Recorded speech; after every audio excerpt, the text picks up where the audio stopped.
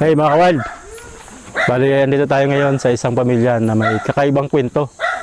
Ngayon lang kami nakakita mga kawal ng gantong kwento at alamin natin ano ba ang dahilan, anong nangyari. Kaya mga kawal.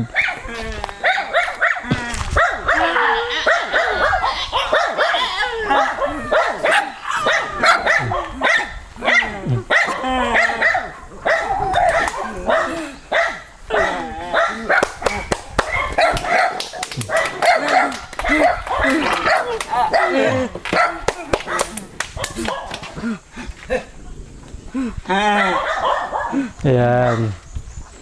Kaya bali, pwede ka kuya makakakwentuhan dito. Ayan. Ayan. Ka naman. Oo. Bali sila nga pala mga kawal, yung magkakapatid na nabalitaan namin na bali pare-pareho po silang may sakit na hindi maintindihan kung ano po talaga yung nangyari sa kanila, bakit po ganito yung naging sitwasyon nila. So kaya tayo pumunta dito mga kawal, tingnan natin kung para maintindihan natin yung kalagayan nila, tingnan natin kung paano tayo makakatulong sa kanila. Sila po yung magulang, sila kuya at saka sila ate, kaya maguguni-guni natin gaano kahirap sa kanila yung naging pag-aalaga nila sa kanilang 4 na anak na nagkaroon ng problema sa kalusugan.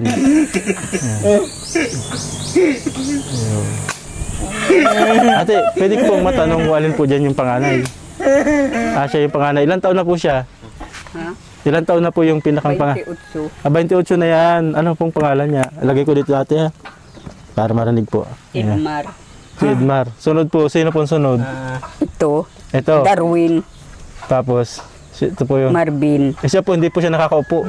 Nakakaupo. Nakakaupo. Mas gusto niya nakahiga. Nagapang lang yan. Nagapang yun na po yung pinakabunso sa kanila. Ayun. Para matanong ko lang kuya, hindi po ba kayo ni ate kahit sa paano naman ay may connection sa pagiging magkamag-anak sa dugo? Hindi po kayo magpinsan? Balani siya, kami na may sumil. Sumil? Ano po si ate? Balani. Balani. So wala po talaga kayong... Hindi po kayo magkamag-anak? Loko kang siubot ka. Kasi minsan po may napanood po ako dito na yung magpinsan o magkapatid. Kapag sila po yung naging mag-asawa, nagiging ganito po yung Kaya inisip ko po baka magkamag-anak. Hindi naman pala. So hindi po yun ang dahilan. Kaya niyang pag may... Diyan ka lang. Magpalakpa ka lang. Ayun. Pero matanong ko ate, sa kapatid mo, wala po kayong pamangkin na nagkasakit ng ganyan? Wala. Kay kuya naman po? Wala din. Wala din? Kakaiba po. Kasi ang minsan na may mga ganyan po lumilitaw, parang namamana. Pag sa pamilya niyo po may ganyan, posibleng yung tayo magkaanak ng ganyan. Pero sa inyo wala po talaga. Wala talaga. Kakaiba po yung nangyari. Hindi naman kayo magkamag-anak. Siya. Wala sa pamilya niyo. May kuminsan po, may parang medical na explanation po bakit sila nagkaganyan. Pero yun nga, madalas po yun dahil sa magkamag-anak, yung mag-asawa o kaya naman, may lahi na talaga na gano'n. Wala naman kaming lahi na gayon. Po. Nakakapagtaka. Hindi naman po kayo napapagod mag-alaga sa kanila. Hindi naman. Parang masaya na rin kayo na nalagaan sila. Kakatuwa po yung determinasyon yung ating alagaan sila. Kahit na dapat sana tapos na kayo sa pag-aalaga. So tanggap nyo na rin po na habang buhay sila, alagaan nyo sila. Pero ako naniniwala ate, nakita ko naman sa'yo, parang masaya naman kayo nag-aalaga sa kanila. Ang malungkot lang kung minsan siguro naiisip mo, paano pag wala na po kayo? Minsan ganyan, minsan di... Ay, yung kapatid nila, alangan naman pabayaan nila yaan, ay kapatid nila. So binibili nyo naman po sa mga kapatid nila, no? Sakaling siya, halimbawa ay mawala na anaking kami, bahala na kayo dyan. Po. Minsan ba ate, kapag kami namasdan nyo sila, nalulungkot din kayo? Lalo kung inisip po sila. Lalo na pag pinagtatawanan ng mga mga tao. Ang sakit ba ya sa sa isang magulang na gagaragayanin, alam anakin may kapansanan na gagayanin pa ninyo. Ayun, yun po ang pinakamasakit sa lahat. Totoo po, yung sitwasyon kung minsan mababata pa natin pero yung dagdagan ng ibang tao yung bigat natin, laitin tayo, pagsalitain ng kung ano, bintangan pa ng kung ano-ano. Yun yung pinakamasakit. Totoo po, Yeah. naintindihan ko po yung nararamdaman niya. Hindi madali.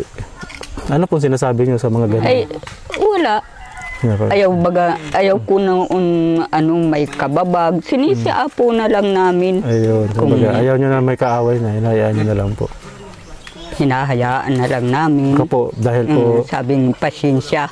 dahil po ganito po yung naging trabaho namin, marami na po kami napuntahan na ilang mga punta-punta namin kagaya niyo. Nakakawa po talaga yung at yung sinabi niyo po na masakit, yung sinasabi ng iba, yun din lagi nilang sinasabi sa amin. Yung pinakamasakitan niya sa akin, yung sinasabi ng ibang tao na di umano, nakakatakot na yung anak ko, bantayan ko daw kasi baka pumunta sa kanila, manakit o kung ano. Tapos minsan kung ano sinasabi. Yan, anak ko pa yan. Sunod doon Po, sa siya yung panganay. pangalawa daw sa panganay. Kuya. Panganay. Kaya, Ayan ang bahay ko. nakakapagtaka po at kasi merong mga normal sa kanila. Siya. Bigyan nagaganto ano po. Kaya kumbaga, dahil po may mga anak kayo sa nauna pa na okay naman, nung magkaanak kayo, inisip nyo, baka isa lang. So, nangyari. Kaya nadagdagan ng nadagdagan. Naging apat pa. Siya. Ito yung, bali siya pa po yung naging anak nyo. Ano po. So, yun. Pero sigurado po ako kung alam nyo lang sana. Oo. Ano. Kasi po, kahit kayo mismo siguro, parang naisip nyo sana yun. Hindi Nadagdagan. Ay sakat na yan. Alangan naman Oo na po. kung anong binigay ng po, tama po yun. Total, lugo at laman nyo Siya. po yan. So, handa na po kayong alagaan na sila. Mag-alaga dyan talaga. Pero, yung pong nabanggit nyo kanina natin na darating panahon, posibleng yung mga kapatid nila mag-alaga sa kanila. Minsan naman po inaalagaan sila talaga ng kapatid nila. Binabantayan nila pag halimbawa ay may importante kaming lakad. Ayun. Binabantayan naman nila. Ayun. Oo po.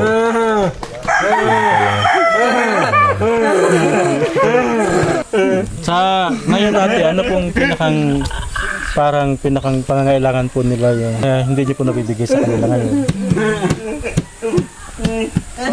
Okay naman po. Ng pagkain na. Pagkain lang talaga po ang pinakang pangailangan nila. Ayun. Sa tingin niyo ate, kapag may pagkain sila, mas kontento sila. Masaya na sila. Mas kontento rin yung isip niyo. Siya. Pag nagugutom pala sila, humihiyaw sila, Oo, nagutom. yun Kasi ang- niya suba sila na gutom. Hindi talaga madala ito. May bibigay po kami sa inyo ating kaunting tulong ha. Bali, ito po. 3,000 po ito ate. Paano po yung mabibili niyong pagkain? Ayan. Para po. Maraming salamat sa nagtulong dito sa anak kong. Ano po. Wala po naman natin. Sana po makatulong. May mahigit pang makatulong sa inyo. Ano po. Higit pa mas sana makakatulong sa may inyo. maawa dyan sa mga bata. Opo, ayan. Kasi mukhang kahit kayo na Yeah. naawa na rin sa kalagayan nila. Sana nga po may iba pang makatulong sa inyo na mas mabigay yung mga pangangailangan nila. Ano po? Kamusta po yung mga nabanggit nyo sa amin dati, yung mga damit nila? Ayaw pala nila magdadamit minsan. Ayaw. Naghuhubo. Naghuhubo talaga. Tapos Minsan naman, binabaruan ko at nakakahiya naman Opo. sa gaya nun Opo. Pero ayaw mga talaga nadaan nila. dyan, hindi nakakaintindi ng ano, ay talaga naman nanghuhubo sila. Ayun, ganun talaga. Parang naaasiwa sila pag may damit. Yeah. Ano po. Kaya katunayan nga po, mas maigi nga po sila. Yung si Benjamin po, yung bahay po nila, ginigiba. Pinakalas po yung mga dingding. Ayan naman ay di. Ang bubong ginagano. Ay, yan naman ay hindi. Ayun. Yun nga po nakipansin namin sa kanila. Kasi kung sabihin na ito po, hinuhulog. Tapos siya pwede matanggal na yan. Tinatanggal. Asang kumot. Pinipira-piraso na kasi laliit na ito. Kumot. Pinapahaba. Sila hindi naman po. Hindi naman. Baga, di naman sila nanira ng damit. Ayaw lang nila magdamit. Oo, nanghuhubo lang talaga Pero sila. yung sisirain nila yung Yeah. mga gamit-gamit, hindi naman. Hindi naman. Medyo kalmado po sila. Napansin naman po namin sa kanila, lagi lang sila nakangiti. Kaya, Lalo na pag hindi nila kilala, tuwan-tuwa. Yung sabi ko nga na Wibir, nakaada. Hindi naman, pinapansin sila. kahit Jesus, naaawa pagka. ayun. Sinasabi ko lang, wag na mag-ada-ada. di naman anaking kayo pinapansin. Ako'y naaawa din dyan sa mga ibig bata. sabihin niya po ate, minsan may dumadaan, gagawa-ganong parang Nag-aada. tapos wala lang. Wala, tuloy-tuloy. Kakalungkot naman po. Yeah. Kaya kayo mismo yung Yung ibig kong sabihin, sana nauunawaan nila. Opo. Hindi naman maabot-abotan Kaya ng po, tinapay. sa Masaya na tinapay kami. Saka yung Ang palagi magulang. naman nilang pagdaan, sana Yeah. naintindihan nila na. Oo, talagang may mga kapansanan na itong Bigyan mga lang bata. natin kahit tinapay. Ganun na lang sana. Walang-wala. Inaano pa nga yung mga bata. Sana nga po may makatulong. Sinisiapo na lang namin. Opo. Kaya mga kawild, bali hindi naging madali yung kalagayan nila ate dahil yung 4 nilang anak ay nagkasakit ng ganito. Bali ilan lang kuya lahat po na naging anak ninyo? Siyam yan. So ibig sabihin po, merong 5 na normal naman. Sila po nagkaroon ng parang diferensya. Minsan po ba kuya, ano po, napacheck up niyo po, mayroon po kayong napacheck up sa kanila kung anong dahilan? Wala, hindi kami nagpatik. Hindi niyo po napacheck up po, ano po ang dahilan ng pagkakasakit nila, ano po? Bali, hindi daw mga kawild alam kung ano yung dahilan ng pagkakasakit nila. Pero doon sa mga napuntahan namin na kagaya nila, Mahihiya pa ay kanina. bali inborn po yung naging karamdaman nila. Pero siyempre dahil hindi ko po alam kung talaga ano eksakto. Talaga. Sana nga po, mapuntahan to sila ni Jessica Soho para yun, mas malaman po yung ano talaga naging dahilan ng karamdaman nila.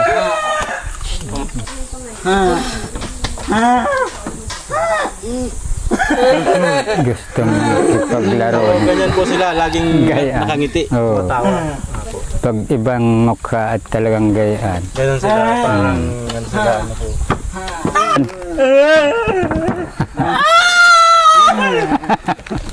Talagang mahihiyaw pa. Parang sa labo nga kita nakikita eh. Nagtira po ako dyan sa dala. Hindi sa akin yung mukha niya.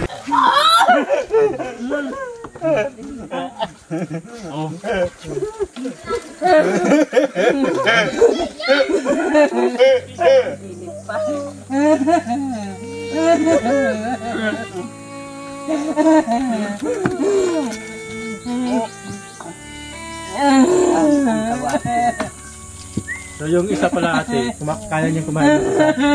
Sandukan mo daw ito si Idmar. Edmar.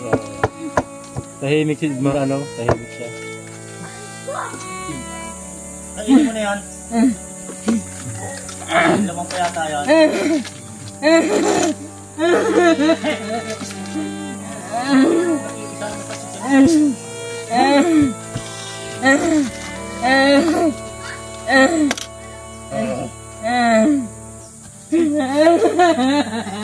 Kumain ka na doon.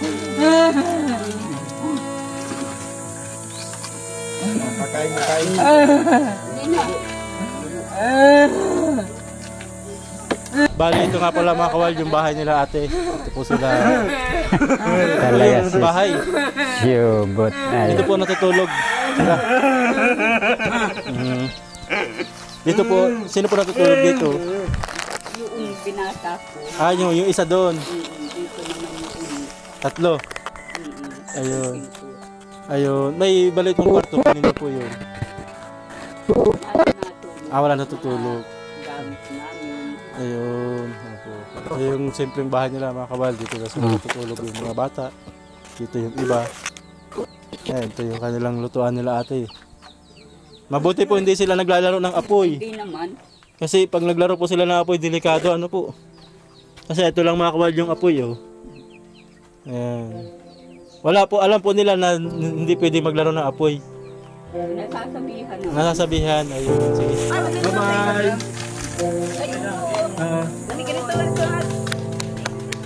Bye. Walang palakpak ang gusto, palakpak ang alam.